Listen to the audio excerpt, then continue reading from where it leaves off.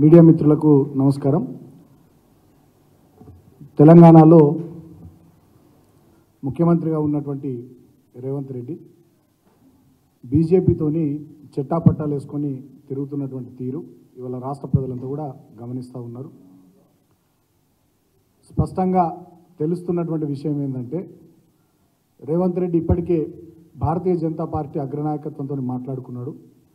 Parliament ఎన్నికలు అయిపోగానే భారతీయ జనతా పార్టీలో రేవంత్ రెడ్డి చేరబోతూ ఉన్నాడు అనేటటువంటి విషయాలు తెలుస్తూ ఉన్నాయి. మొన్న నరేంద్ర మోడీ గారి పర్యటన సందర్భంగా తెలంగాణలో పెద్దన్న అంటూ మోడీ గారిని సంబోధించడం, ఇక ఆ స్టేజ్ పైన రేవంత్ రెడ్డి నరేంద్ర మోడీ గారు చెట్టాపట్టాలు వేసుకొని సొంత పార్టీ వాళ్ళకన్నా ఎక్కువగా కలిసిమెలిసి ఇక ఈనాటి ఈ బంధం ఏనాటిదో అన్నట్టుగా కలిసిమెలిసి వాళ్ళు ఉండడం, ఢిల్లీలో ఆయన అడిగిందే తడవుగా ఢిల్లీలో సొంత బీజేపీ పాలిత రాష్ట్రాల ముఖ్యమంత్రులకి అంత ఈజీగా దొరికిన అపాయింట్మెంట్లు ప్రధానమంత్రి, కాంగ్రెస్ పార్టీ ముఖ్యమంత్రి రేవంత్ రెడ్డికి ఇట్లా అడుగుడే ఆలస్యం. ఢిల్లీలో కిషన్ రెడ్డి గారు, సీఎం రమేష్ గారు, సుజనా చౌదరి గారు వీళ్ళంతా కూడా కలిసి ధనాధన అపాయింట్మెంట్లు ఇప్పించడం, నరేంద్ర మోడీ గారు అపాయింట్మెంట్ ఇవ్వడం, ఈయన కలవడం. ఇక ఈ బంధం ఇక బడే బాయ్ చోటే బాయ్ బంధం మంచిగా చేతిలో చెయ్యేసి అన్నట్టుగా బ్రహ్మాండంగా వాళ్ళ బంధం కనబడతా ఉంది. ఇక్కడ కూడా ఆయనను సీఆఫ్ చేసే క్రమంలో హైదరాబాద్ బేగంపేట ఎయిర్పోర్ట్లో కూడా ఇక్కడ కూడా నరేంద్ర మోడీ గారు, రేవంత్ రెడ్డి గారు చాలా దగ్గరగా, అంటే మనం ఇటువంటి విజువల్స్ కానీ ఇటువంటి ఫోటోలు కానీ ఇతర పార్టీలకు చెందినటువంటి ముఖ్యమంత్రులతో మనం చూడం. ప్రధానమంత్రి గారి ఇతర పార్టీలకు చెందినటువంటి ముఖ్యమంత్రులతో ప్రధానమంత్రి గారి ఫోటోలు ఇట్లా ఉండయి. ఇక వీళ్ళ నవ్వులు, వీళ్ళ షేక్ హ్యాండ్లు, వీళ్ళ కౌగిలింతలు, వీళ్ళ మాట ముచ్చట్లు అన్నీ చూస్తే చాలా స్పష్టంగా అర్థమవుతూ ఉంది. రేవంత్ రెడ్డి ఇక ఎవరో కాదు, తెలంగాణలో పార్లమెంట్ ఎన్నికలు ముగిసిన తర్వాత ఆయన మరో ఏక్నాథ్ షిండే, మరో హిమంత బిశ్వ శర్మ అని చెప్పి స్పష్టంగా అర్థమైపోతూ ఉంది. ఎందుకంటే దీనికి ఇంకా చాలా ఆధారాలు కూడా ఉన్నాయి, మేము ఊరికే చెప్పట్లేదు. ఇవాళ తెలంగాణలో రేవంత్ రెడ్డి నాయకత్వంలోని కాంగ్రెస్ ప్రభుత్వం, భారతీయ జనతా పార్టీ కిషన్ రెడ్డి గారి నాయకత్వంలోని భారతీయ జనతా పార్టీ, ఈ రెండు పార్టీలు కలిసి భువనగిరిలో చైర్మన్ వైస్ చైర్మన్ మున్సిపాలిటీలు పంచుకున్నాయి, నల్లగొండలో చైర్మన్ వైస్ చైర్మన్ పంచుకున్నాయి, జగిత్యాల మున్సిపల్ చైర్మన్ ఎన్నిక సందర్భంగా రెబెల్ అభ్యర్థిగా దిగినటువంటి అక్కడి మున్సిపల్ చైర్పర్సన్కి కాంగ్రెస్ బీజేపీ వీరిద్దరు ఆదేశాల మేరకు వాళ్ళు మద్దతు ఇచ్చారు. మా ఉమ్మడి ఆదిలాబాద్ జిల్లాలో Mancherial municipality, Naspur municipality, Khanapur municipality మంచిగా చేతిలో పువ్వు పట్టుకొని వీళ్ళంతా జైగొట్టిరు, ఆ పాలక వర్గాలన్నీ చేజిక్కించుకున్నారు. ఉమ్మడి మెదక్ జిల్లాలో నారాయణఖేడ్లో అవిశ్వాస తీర్మానం పెట్టి కాంగ్రెస్ కౌన్సిలర్లను చైర్మన్ వైస్ చైర్మన్గా బీజేపీ వాళ్ళు వీళ్ళంతా కలిసి ఎన్నుకున్నారు. ఇవి కొన్ని ఉదాహరణలు మాత్రమే, ఇట్లా రాష్ట్ర వ్యాప్తంగా చాలా మున్సిపాలిటీల్లో ఇవి జరిగినాయి.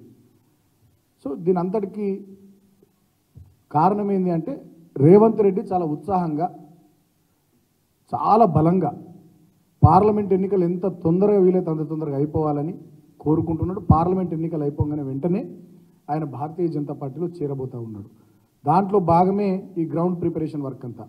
ఇక దానికి ఇంకొక విషయం కూడా, నిన్న జరిగినటువంటి సంఘటన చూస్తే దానికి సంబంధించి మనకు స్పష్టంగా అర్థం చేసుకున్న వాళ్ళందరికీ అన్ని విషయాలు అర్థమైపోయినాయి నిన్నటితో.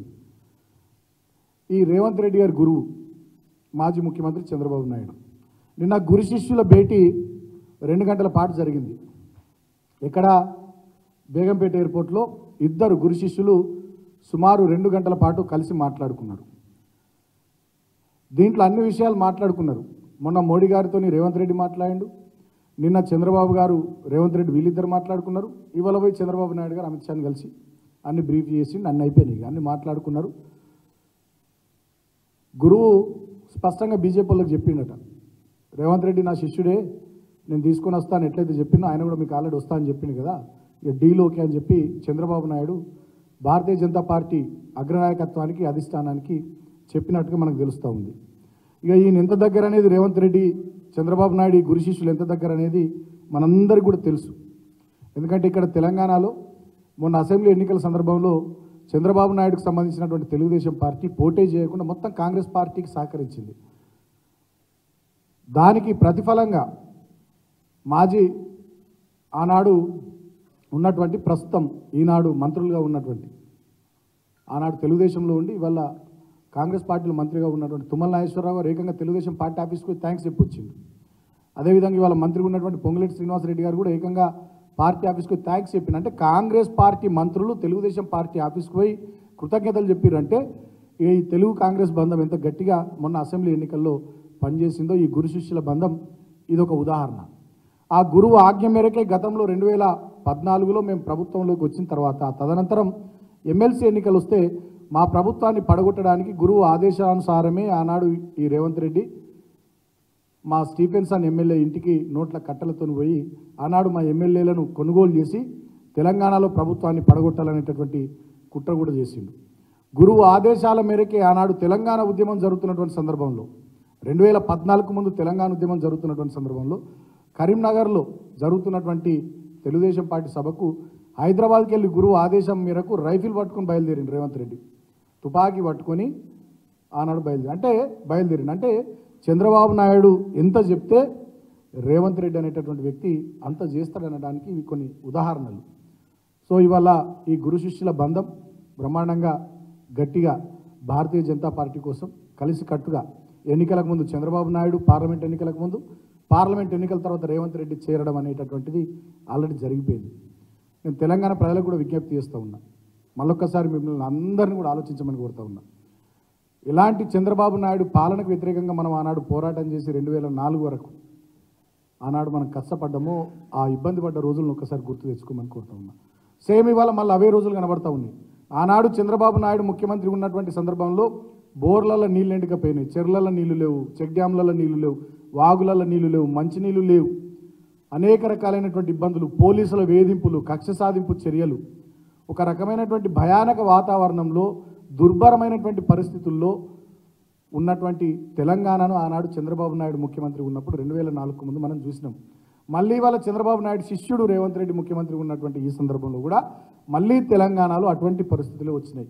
ఈ గురు శిష్యుల బంధం, ఈ సంబంధం ఆ పాలనను మళ్ళా తెలంగాణలో కంటిన్యూ చేస్తూ ఉంది. కాబట్టి నేను ప్రజలందరినీ కూడా ఆలోచించమని కోరుతా ఉన్నా.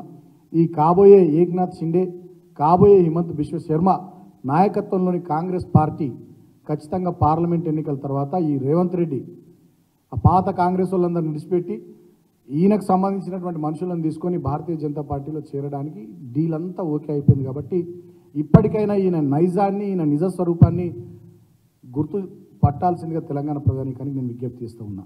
ఇక దీనికి నేను ఇంకా కొన్ని మీకు ఎవిడెన్సెస్ కూడా చూపిస్తాను.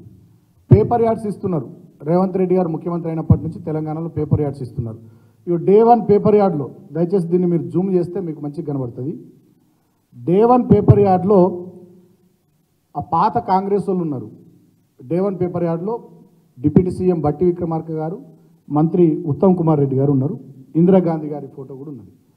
డే 2 ఉత్తమ్ కుమార్ రెడ్డి గారు ఎగిరిపోయారు, బట్టి విక్రమార్క గారు మాత్రం ఉన్నారు, ఇందిరాగాంధీ గారు ఉన్నారు.